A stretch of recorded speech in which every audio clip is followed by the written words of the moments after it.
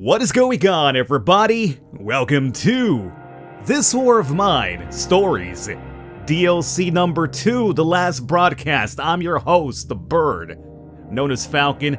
That was a very big mouthful. But more importantly, I'm super psyched about this. We haven't seen a new DLC from This War of Mine since last year. As a matter of fact, this is releasing 1 year exactly from the release of the first DLC, which was The Father's Promise, if I'm correct. So, if you're not familiar with This War of Mine at this point, you should be, especially been on the channel for a while, or just on your own time. This is a great game. Comes out on the 14th. We have a little bit of early access here to show off to you, so if you guys want to see more beyond this video, you know what to do. Let me know in the comments. I'm leaving a thumbs up, but just be warned. Get your feels ready, because you know how This War of Mine's all about. Let's get to it. This is Malik, broadcasting once again from war-torn Pagaran. This night was calm, so far. A few shots heard around the block, but you can rest assured, we'll be there for you. To report and denounce. To say what needs to be said. A voice that remains unheard. Your voice of Pagaran.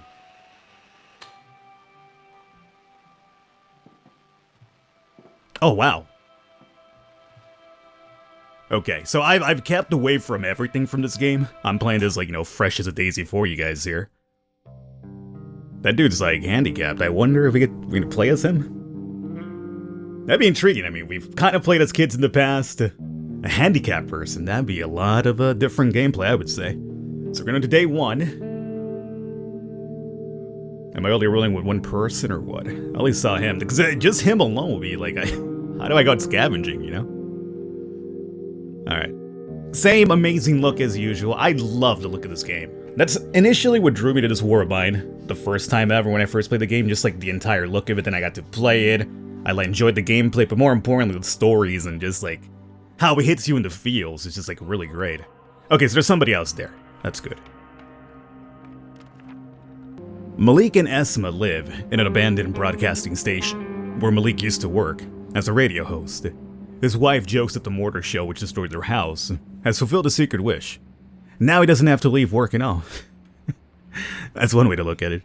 Although war has scattered the radio crew to the 4 winds, Malik keeps broadcasting the news which Esma gathers during her searches for supplies. The words of truth he can deliver to the people of Pagaran are for him as much a livelihood as the food hard-won by his wife. Their son, Adam, enlisted when the war broke out. They no longer talk about it. Okay, so we have Malik, disabled. What is this? Esma's a strong omen, we will make it. I will try to listen for some useful information. Okay, cool, so I guess he could pick up info. That's probably the best thing for him, I would say, right? And then we have Esma, who apparently sneaks quietly. Let me check out your bio here.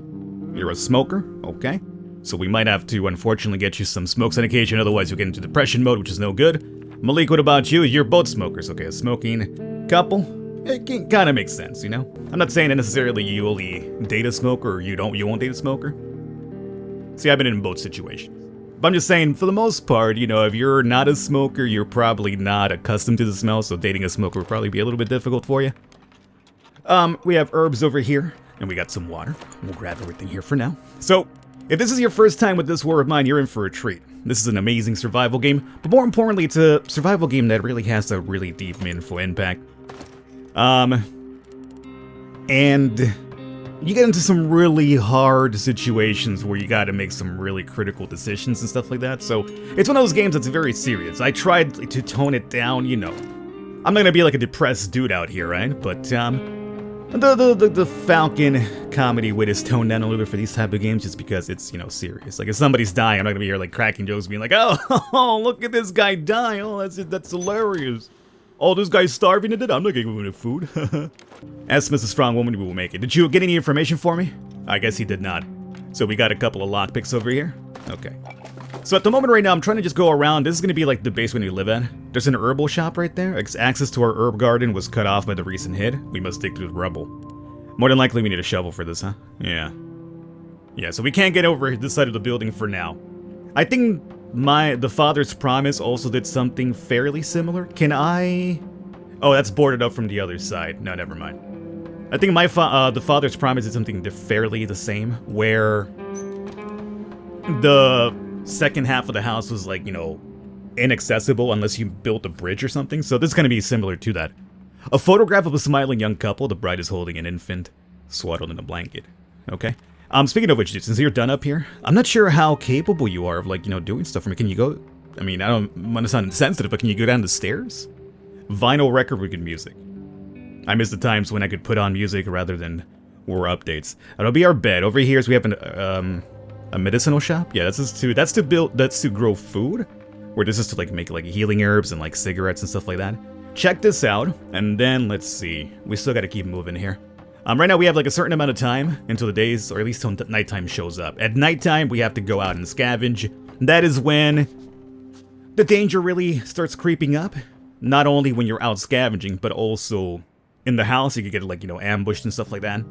We have a threatening letter. Shut up, your bloody cackle, or we'll shut you up for good. Is that the letter that we got over here?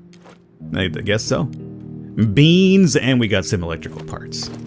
People deserve to know the truth. I won't be intimidated. So people are indeed, even in this war-torn country and time of war, people are threatening this guy for, you know, trying to spread a little bit of the news out there. Alrighty. So you can work though, right? You're just very slow to move around. We have a lockpicked area here, another lockpick down there. Should we start using them now? I mean, maybe. So the herbal workshop. I mean, we probably won't be able to make anything at the moment. We could make homegrown tobacco. We have some herbs. We could use that to make some homegrown tobacco. We do know that these people apparently are smokers, so it might come down to that at some point. For now, Esma, let's use one of the lockpicks. I'm gonna hold on to at least one, because you never know when I might need it, especially once we go out. We have till, like, I forget what exactly is the time that you get to do around your house. This is, like, safe time, you know? This is where you get to, like, you know, build stuff around your base, get food, rest your characters up. Everything happens in real time. There's no speeding this up here either. So basically, you have to either wait, or if you feel comfortable, you could go ahead and end your day. Okay, so we got everything just about checked out except that, but I want to hold on to the extra lockpick just in case. So, before we end our day, nobody's tired right now, which is fine. I want to find out about you, dude. Can you come down? He can't come down. Well, that's Esma still. Malik? Hey. He can't come down the stairs. Yo, I just thought, like, because of the situation, he can't go down the stairs? I mean, it kind of makes sense, I guess, but, ooh. How are you gonna eat? No, for real, okay, now that I think about it, how is he gonna eat? He needs to go downstairs to eat. Unless I make, okay, you know, I probably have to make a stove, and we'll probably have to make it upstairs where he's at, if he can come down. I noticed that there is no metal workshop. If we want to get rid of that rubble, we have to make a metal workshop so we can make a shovel eventually. So this is, like, very much, you know, required. Metal workshop, make this, it'll take an hour. And I kind of want to make that upstairs so that Malik, at least, he could have access to it and give us a hand with that. But I need to also make room for the stove, I guess, because I don't think he could come downstairs. Okay, so like if I was to place that there, where would the stove go? Yo. Okay, hold up. Can we could place that's, I don't like it there. Okay, so I'm just gonna put this down here. I guess he won't make things for us after all. Just because I want to get the stove up there so he can eat? I don't know how it works. Like I mentioned, I haven't played this just yet, so I imagine he's gotta eat. But it'd be so weird that they'd make it so he can't go downstairs to grab some food. I know it's raw food in the fridge right now, but like, how's he supposed to get down? Oh, so we need the shovel for the stuff next door. And we need 6 more scrap for that. Okay, so we can't make anything right now. I'm not surprised about that. So I guess at this point, let's end our day.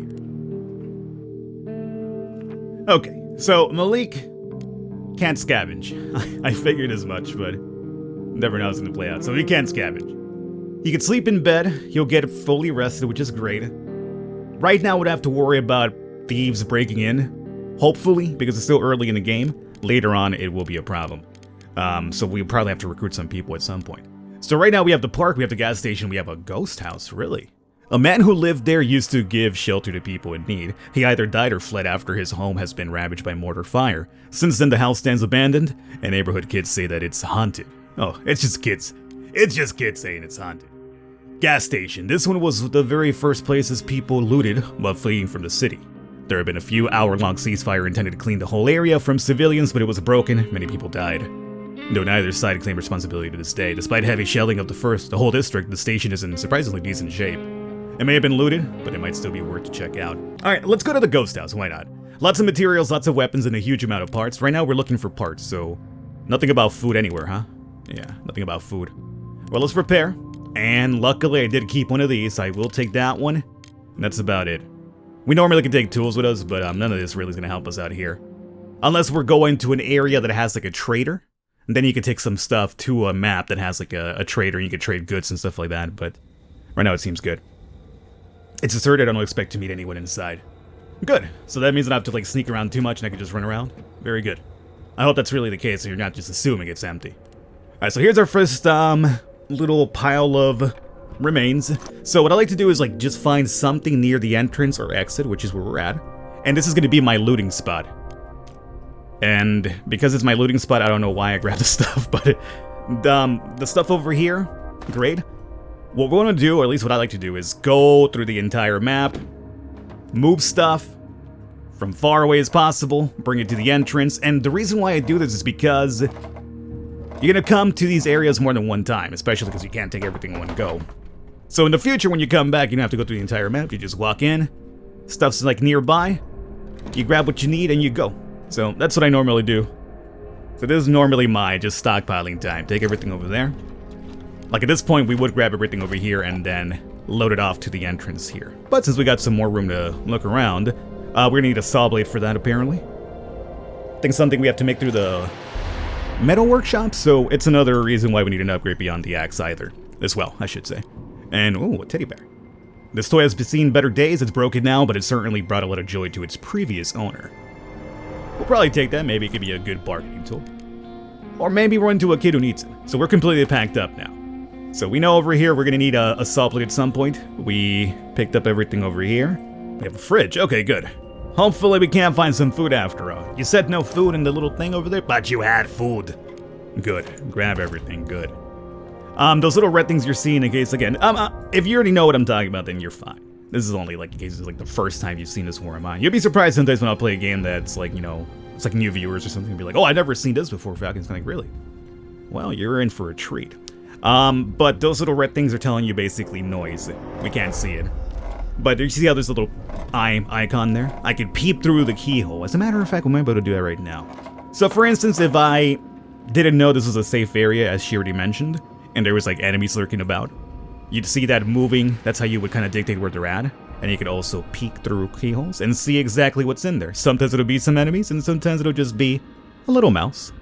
And that's exactly what that is, a little mouse. So we're good over here. And over here is telling us like how much time. If you don't leave the area before this runs out, you have a really high chance of that person never making it back. So you always want to make sure that you're out of here before your timer runs out. Otherwise, you know, you could lose that person for good. Dear Subira, just when I managed to reach this country we thought to be safe, it too plunged into war. Don't worry though, I'm fine. I write this letter waiting for a man who can smuggle me to safety in his boat. I will then apply for the asylum, and as soon as I get it, I'll bring you here, and we'll be together again. Away from war and misery. Hang on, and pray for me. Kofi. Kofi Kingston? The lockpick that we have, we could use it for that. You know what? We got an extra lockpick, might as well. Now, in case you're wondering about the lockpick thing, we can either use a lockpick, which is a one-time use. Why does it break after only one time, you're asking? I don't know, it's just a game mechanic. You could also make crowbars. And the crowbars will, those do have durability. So I could, you know, crack these bad boys after, you know, not just one, it'll let me use the crowbar a couple of times before it breaks as well. Was that worth the a lockpick? Not really. Hopefully there's something better in there. Let's take a little perusal and see if we could pick up whatever's in there.